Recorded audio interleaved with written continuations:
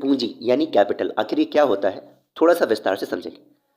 साधारण बोलचाल की भाषा में पूंजी का अर्थ केवल धन यानी वेल्थ से लगाया जाता है। तो आपके पास जो ज्वेलरी है, सोना चांदी है, रुपया है और आपके पास ज़मीन है, इसको साधारण बोलचाल की भाषा में बोलती है पूंजी है, हमारी कैपिटल है।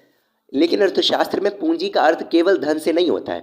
इसका मतलब ये नहीं जो आपके पास पैसा है या आपके पास ज़मीन है, ज्वेलरी है, वो पूंजी है, वो पूंजी नहीं है। ध्यान रखिएगा अर्थशास्त्र की भाषा में। तो पूंजी है क्या? सबसे पहले अर्थ यानी मीनिंग समझते हैं, मीनिंग ऑफ कैपिटल। मनुष्य द्वारा उत्पादित धन यानी वेल्थ का वह भाग जिससे और अधिक धन बनाया या कमाया जाता है, पूंजी यानी कैपिटल कहलाता है। तो आपके पास धन था, उस धन को कहीं आपने इन्वेस्ट कर दिया, वो जो आपको उससे आय मिलेगी, जो आपने इन्वेस्ट किया है, उसको पूंजी कहा जाएगा। ठीक है, यानी रुपए से और रुपया बना रहे हैं। ठीक है, यानी धन का वह भाग जो और अधिक आय यानी इनकम बनाकर हमें देता है, उसे पूंजी यानी कैपिटल कहते हैं। ठीक है, ज़मीन आपने खरीदा, उसके बाद धीरे धीरे बड़ी बड़ी उसको प्लॉटिंग करवा दिया, उसके बाद क्या कहते हैं उसको बेचवा दिया। ठीक है, तो वो आपके लिए पूंजी हुई, कैपिटल हुई, जो और पैसे कमा करके देता है, इन्वेस्टमेंट कर दिया। ठीक है, स्टॉक्स खरीद लिए, ये सब।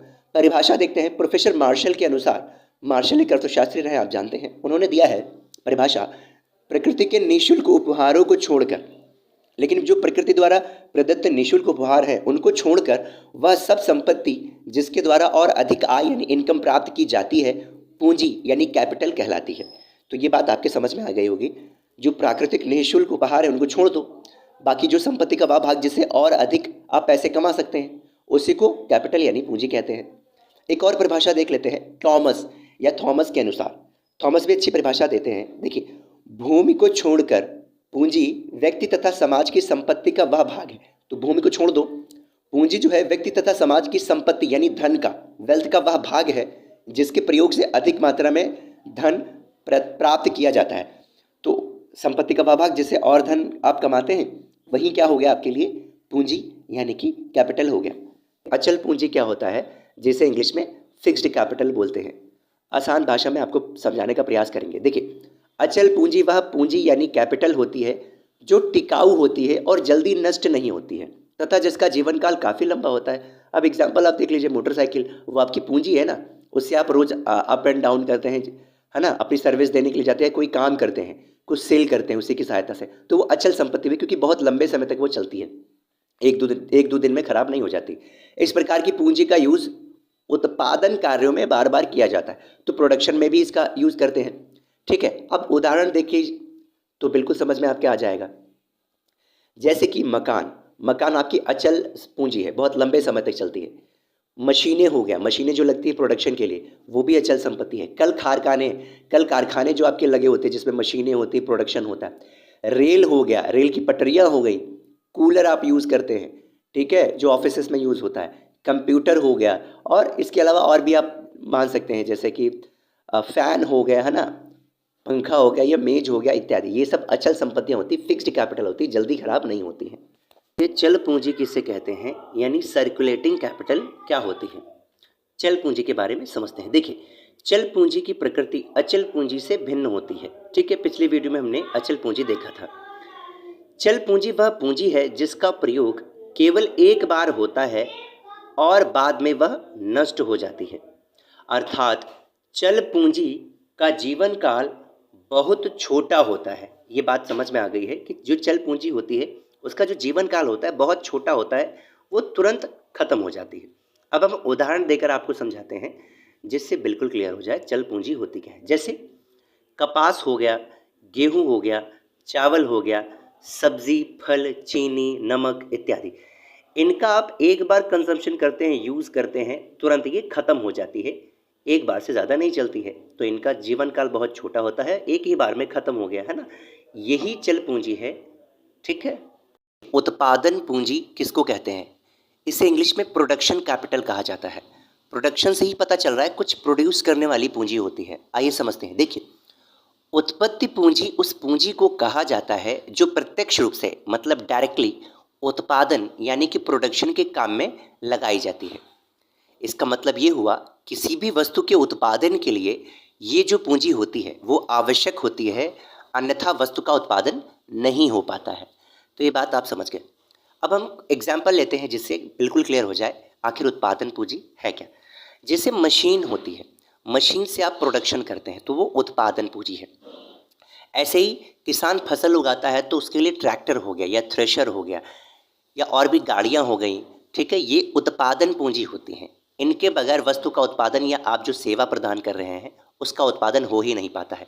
इन्हीं को उत्पादन पूंजी या प्रोडक्शन कैपिटल कहा जाता है। उपभोग पूंजी किसे कहते हैं? इसे इंग्लिश में कंजम्पशन कैपिटल कहते हैं।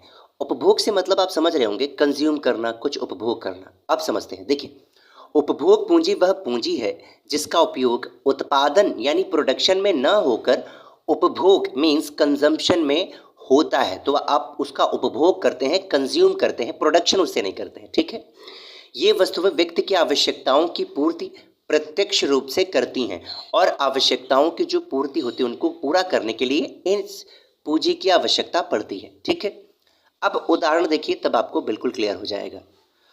उदाहरण में जैसे कि भोजन हो गया, आवास हो गया, शिक्षा, स्वास्थ्य आदि पर किया जाने वाला जो व्यय होता है, यानी कि आपका जो खर्च होता है इन सब चीज़ों पर, खाने पर खर्च, आवास पर, शिक्षा पर, स्वास्थ्य पर, यही उपभोग पूंजी होती है, कंजम्पशन कैपिटल होती है। एक अर्थी पूंजी किसे कहते हैं? इसे इंग्लिश में संक कैपिटल कहते हैं। एक अर्थी से आपको समझ में आ रहा होगा, एक अर्थ वाला कुछ है ना, ऐसा कुछ कि एक ही यूज हो जिसका। अब हम समझने का प्रयास करते हैं। देखिए, एक अर्थी पूंजी वह पूंजी है जिसका उपयोग यानी यूज केवल एक ही अर्थ में किया जाता है, अर्थात ऐसी पूंजी के एक से अनेक प्रयोग नहीं किए जा सकते हैं। मतलब उस पूंजी से केवल एक ही यूज हो सकता है।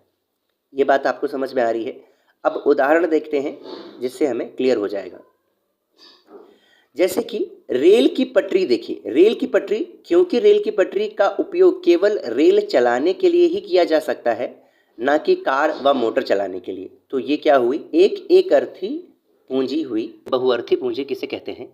इसे इंग्लिश में फ्लोटिंग कैपिटल कहते हैं। बहुअर्थी से आपको समझ में आ रहा होगा कि इसका यूज कई सारी चीज़ों में होता है। अब समझते हैं। देखिए, बहुअर्थी पूंजी वह पूंजी है जिसके एक से अधिक प्रयोग किए जा सकते हैं। मतलब एक तो यूज कर सकते हैं, अगर वो नहीं समझ में आ रहा तो उसका यूज किसी और काम में कर लो। ऐसी पूंजी को बहुअर्थी पूंजी कहते हैं। अर्थात इस पूंजी को एक प्रयोग से निकालकर दूसरे प्रयोग में लाया जा सकता है। अब कुछ एग्जाम्पल देखते हैं जिससे बिल्कुल क्लियर हो जाए। उदाहरण देखिए, उदाहरण में देखिए, जैसे कि आपने देखा होगा, आप नकद, आपके पास धन होता है, भवन होता है, खेती होता है, नगद धन ही ले लीजिए। आपके पास पैसा होता है, उसी नगद धन से या तो आप मोबाइल खरीद लीजिए या पेन खरीद लीजिए, पेंसिल खरीद लीजिए या फिर बुक खरीद लीजिए, मेज खरीद लीजिए, है ना। बहुअर्थी वो पूंजी है, किसी भी यूज में ले सकते हैं। ऐसे भवन हो गया, भवन आप किराए पे उठा दीजिए या तो दुकान बनवा दीजिए। घर किराए पर जो उठाया जाता है ना, वो उठा लीजिए तो वो घर बन जाएगा। दुकान उठा दीजिए तो दुकान बन जाएगी, है ना। या फिर और कॉम्प्लेक्स वगैरह बना दीजिए तो और भी कोई अन्य चीज़ बन जाएगी, ठीक है। ऐसे खेत हो गया, खेत में कोई चीज़ बो रहे हैं, नहीं बो रहे हैं तो कोई और काम में ले आइए। तो यही जो होता है, इन सबको बहुअर्थी पूंजी कहते हैं। वेतन पूंजी क्या होता है, जिसको इंग्लिश में रेम्यूनरेटिव कैपिटल बोलते हैं। वेतन का मतलब वह जब हम किसी भी कर्मचारी या फिर मजदूर को कोई भुगतान करते हैं उसे वेतन बोलते हैं, ठीक है। वो जो काम करता है उसके बदले में जो पैसे देते हैं। वेतन पूंजी उस पूंजी को कहते हैं जो उत्पादन मीन्स प्रोडक्शन के कार्यों में लगे हुए मजदूरों एवं कर्मचारियों के वेतन का भुगतान करने में काम आते हैं, तो उसी पूंजी को हम वेतन पूंजी कहते हैं। इस पूंजी के बिना किसी भी फर्म या उद्योग या फिर कंपनी का काम नहीं चल सकता है, क्योंकि जब प्रोडक्शन तभी व्यक्ति करेगा जब उसको नियमित मजदूरी या फिर उसको वेतन मिलता रहेगा, ठीक है। तो ये पूंजी बहुत ही ज़रूरी होती है। इसका उदाहरण जैसे मजदूरों को दिया जाने वाला वेतन, तो ये जो वेतन दिया जाता है एक प्रकार का वेतन पूंजी ही है, रेम्यूनरेटिव कैपिटल ही होती है। ये सहायक पूंजी क्या होता है, इसे इंग्लिश में ऑक्सिलरी कैपिटल बोलते हैं। काफ़ी अच्छा टॉपिक है, समझिएगा तो बिल्कुल समझ में आ जाएगा। देखिए, सहायक मतलब कुछ सहायता कर रहा है। अब समझिए, सहायक पूंजी वह पूंजी है जिसके सहयोग से कर्मचारियों एवं श्रमिकों को और अधिक उत्पादन करने में सहायता मिलती है। मतलब ये अगर पूंजी नहीं होगी तो कर्मचारी बहुत कम काम कर पाएंगे, ठीक है। बहुत कम प्रोडक्शन, उत्पादन या सर्विस बहुत कम कर पाएंगे। अगर ये पूंजी सहायता कर दे उनकी, तो उनकी उत्पादन क्षमता बढ़ जाती है। इस पूंजी के बिना श्रमिकों की उत्पादन क्षमता कम हो जाती है, जिससे उत्पादन पर भी असर पड़ता है। ठीक है, ये बिल्कुल सही बात है। अब हम उदाहरण समझते हैं जिससे बिल्कुल क्लियर हो जाए। जैसे देखिए मशीनें मशीनें जब आ जाती है तो श्रमिक उस पर ज़्यादा उत्पादन कर पाता है। भाई मशीनों से कपड़ा वगैरह जो बनता है वो बहुत ज़्यादा बन सकता है, हाथ से बनाएंगे तो कम बनेगा। ऐसे टूल्स का भी यूज़ करता है, कई सारे टूल्स का यूज़ करेगा तो बहुत जल्दी प्रोडक्शन में मदद उसको मिलेगी। ऐसे कंप्यूटर हो गया, जैसे बैंक में जो रजिस्टर में लिखते हैं, ठीक है, तो एक आदमी अगर कंप्यूटर ना हो तो ऐसे लिखेगा तो बहुत मुश्किल हो जाती है, बहुत कम लिख पाएगा।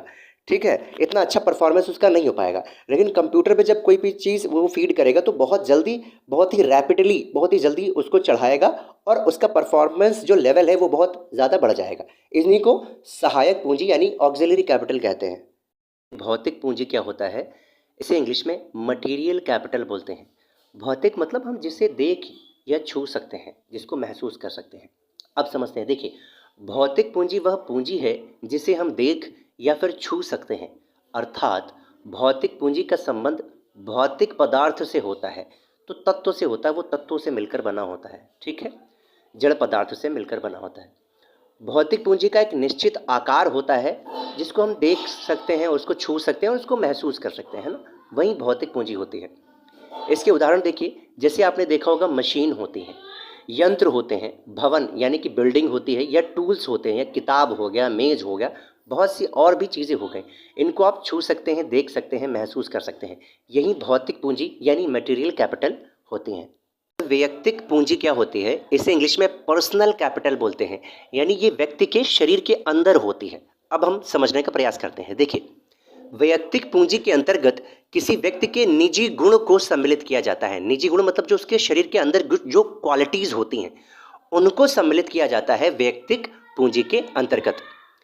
इस पूंजी का हस्तांतरण मतलब ट्रांसफरेबिलिटी जो होती है, एक व्यक्ति से दूसरे व्यक्ति को नहीं किया जा सकता है, क्योंकि यह व्यक्ति की संपत्ति होती है, उसके शरीर में होती है। ठीक है, इसलिए ट्रांसफर नहीं कर सकते हैं। जैसे आपकी गाने की कला है तो किसी दूसरे व्यक्ति को दे सकते हो? नहीं दे सकते हो। आपकी लिखने की स्किल बहुत अच्छी है, दूसरे व्यक्ति को सिखा सकते हो, लेकिन अपनी स्किल नहीं दे सकते हो दूसरे व्यक्ति को। ठीक है, यही वैयक्तिक पूंजी होती है, पर्सनल कैपिटल होती है।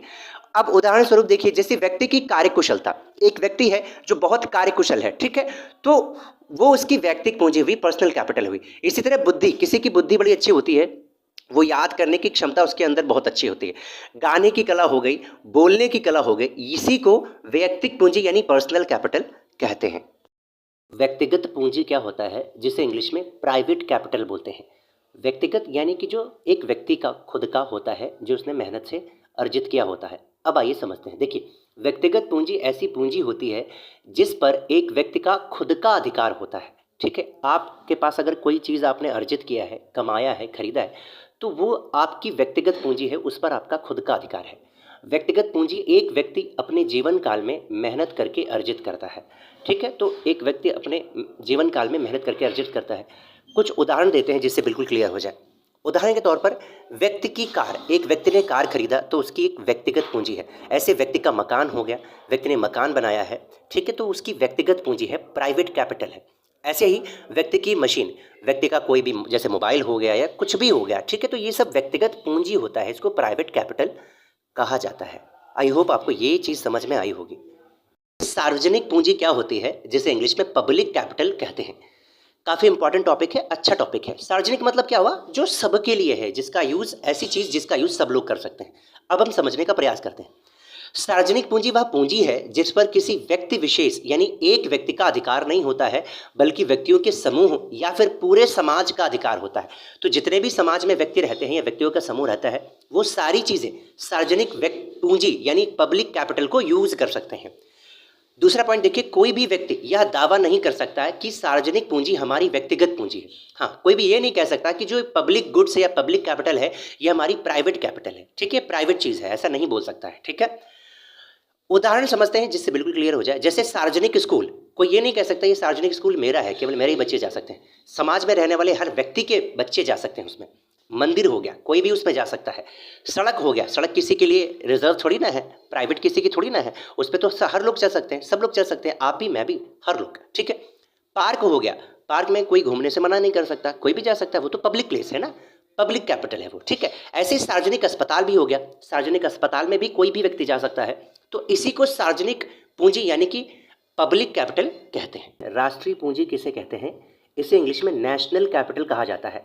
राष्ट्र का मतलब देश। अब हम समझने का प्रयास करते हैं। तो राष्ट्रीय पूंजी उस पूंजी को कहा जाता है जो एक राष्ट्र की सीमा के भीतर उसी राष्ट्र या देश की होती है। जैसे भारत देश में जो भारत की जितनी भी संपत्ति हैं, जैसे रोड हो गया यहाँ, या यहाँ का धन हो गया, यहाँ के पार्क हो गए, ठीक है, ये सब भारत देश का है, ठीक है। तो ये उसकी पूंजी है। ये पूंजी हर उस व्यक्ति के लिए उपलब्ध होती है जो उस राष्ट्र या देश में रहता है। तो उस राष्ट्र में या देश में जितने भी लोग रहते हैं, ये पूंजी उन सब के लिए उपलब्ध होती है। अब उदाहरण देखते हैं जिससे बिल्कुल क्लियर हो जाए। जैसे देश की रेलें हो गई, रेलवे होता है, रेलवे स्टेशन, रेलवे, तो ये सब के लिए उपलब्ध होता है, ये उस देश की संपत्ति होती है।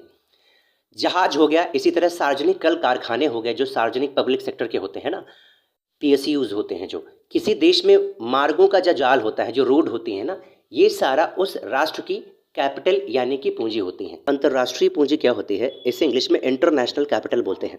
अंतर्राष्ट्रीय का मतलब जिसमें कई सारे देश सम्मिलित होते हैं, ठीक है। अब हम समझने का इसे प्रयास करते हैं। अंतर्राष्ट्रीय पूंजी वह पूंजी होती है जिस पर विश्व के अनेक राष्ट्रों यानी कि कंट्रीज या देशों का अधिकार होता है। कोई भी चीज़ है उस पर कई सारे देशों का अगर अधिकार है या सदस्य हैं, बहुत सारे देश, तो वो अंतर्राष्ट्रीय हुआ, ठीक है। इस पूंजी के बहुत से देश सदस्य होते हैं। तो ये जो पूंजी होती है अंतर्राष्ट्रीय पूंजी, इसका जो अधिकार होता है वो बहुत से देशों का होता है, उसके सदस्य होते हैं और उसकी देखरेख एवं संचालन सभी देशों के प्रमुख करते हैं। अब हम एग्जाम्पल देखते हैं जिससे बिल्कुल क्लियर हो जाए। जैसे विश्व बैंक यानी वर्ल्ड बैंक, तो बहुत सारे उसके देश जो हैं वो सदस्य हैं, इंडिया भी है। तो ये एक अंतर्राष्ट्रीय पूंजी है, इसमें सबकी सहभागिता है, ठीक है, सबका अधिकार है। अंतर्राष्ट्रीय मुद्रा कोष हो गया यानी कि इंटरनेशनल मॉनेटरी फंड, है ना, IMF बोलते हैं। विश्व व्यापार संगठन हो गया, ऐसे ही यूनिसेफ हो गया। ये सारे के सारे अंतर्राष्ट्रीय पूंजी हैं यानी इंटरनेशनल कैपिटल है, जिसमें एक राष्ट्र का नहीं, सभी राष्ट्र का या सभी देशों का अधिकार इस पर होता है और बढ़ चढ़कर हिस्सा लेते हैं। देशी पूंजी क्या होता है, जिसे इंग्लिश में इंटरनल कैपिटल बोलते हैं। देशी से आप समझ पा रहे होंगे किसी देश से है ना। अब समझने का प्रयास करते हैं। देशी पूंजी वह पूंजी होती है जो एक देश के भीतर यानी अंदर पाई जाती है। तो देशी पूंजी ऐसी होती है जो एक देश के अंदर पाई जाती है, वो उस देश की होती है। जैसे भारत देश की, तो भारत देश में जितनी भी पूंजी है वो सारी की सारी भारत देश की है, ठीक है। इस पर इस देश का ही अधिकार होता है। तो जो देश के भीतर पाई जाती है पूंजी, उसी देश का उस पर अधिकार होता है, किसी दूसरे देश का अधिकार उस पर नहीं होता है, ठीक है। वो दावा नहीं कर सकता है कि ये मेरी पूंजी है। इस पूंजी पर उस देश के प्रत्येक व्यक्ति या व्यक्तियों के समूह का अधिकार यानी राइट होता है। तो उस देश में जितने भी व्यक्ति रहते हैं, उस देश में जो पूंजी है उस पर उन लोगों का अधिकार होता है, ठीक है। वो लोग यूज़ करते हैं, ठीक। और साथ साथ दायित्व भी होता है कि उसको अच्छी तरीके से बनाए रखें, है ना। अब उदाहरण देखते हैं। जैसे राष्ट्रीय पूंजी को देशी पूंजी कहते हैं। तो एक बार हमने एक वीडियो में देखा था राष्ट्रीय पूंजी कैसे कहते हैं, किसे कहते हैं, ठीक है। तो जो नेशनल कैपिटल होती है वही देशी पूंजी यानी इंटरनल कैपिटल होती है। जैसे हम उदाहरण के तौर पर देखिए, एक देश के विद्यालय हो गया या विश्वविद्यालय हो गया, सड़क मार्ग जो होते हैं ना, मार्ग पूरा, वो सारे के सारे हो गए, पार्क हो गया, अस्पताल हो गया, ऐसे और भी चीज़ें आप मान सकते हैं। ये सारी जो होती हैं वो इंटरनल कैपिटल होती हैं, देशी पूंजी कही जाती हैं। विदेशी पूंजी किसे कहते हैं? इसे इंग्लिश में फॉरेन कैपिटल कहते हैं। देखिए, एक अर्थ में तो ये लगाया जाता है कि विदेशी पूंजी का मतलब हुआ किसी देश में जो पूंजी है उसकी अपनी पूंजी, जैसे अमेरिका की अपनी पूंजी, सिंगापुर की अपनी पूंजी, है ना। लेकिन विदेशी पूंजी का एक और अर्थ है, वो हम समझते हैं, जो इम्पॉर्टेंट है। देखिए, जब किसी देश के उत्पादन यानी प्रोडक्शन प्रक्रिया में किसी दूसरे देश के किसी व्यक्ति, कंपनी, संस्था या सरकार द्वारा निवेश या फिर सहायता की जाती है तो इसे विदेशी पूंजी कहा जाता है। विदेशी पूंजी एक देश किसी दूसरे देश में आयात करता है। जैसे भारत कुछ न कुछ अमेरिका से आयात करता है, ठीक है, अमेरिका कुछ भारत से आयात करता है, ठीक है। तो हमारी जो पूंजी विदेश में गई, अमेरिका में गई, तो अमेरिका के लिए वो विदेशी पूंजी है, ठीक है। और जो अमेरिका से हमारे वहाँ आई वो हमारे लिए विदेशी पूंजी है। अब उदाहरण के द्वारा समझते हैं। जैसे किसी दूसरे देश का भारत में निवेश, तो किसी दूसरे देश ने क्या किया, हमारे भारत देश में निवेश किया है, इन्वेस्टमेंट किया है, तो वो विदेशी पूंजी है। ऋण के रूप में हमारी सहायता किया है, तो वो भी क्या है, विदेशी पूंजी है, क्योंकि वो हमारे देश की नहीं है, किसी दूसरे देश की है। इसी तरह मशीन या स्किल्ड लेबर हमने मंगवाया किसी दूसरे कंट्री से, तो वो भी विदेशी पूंजी होती है।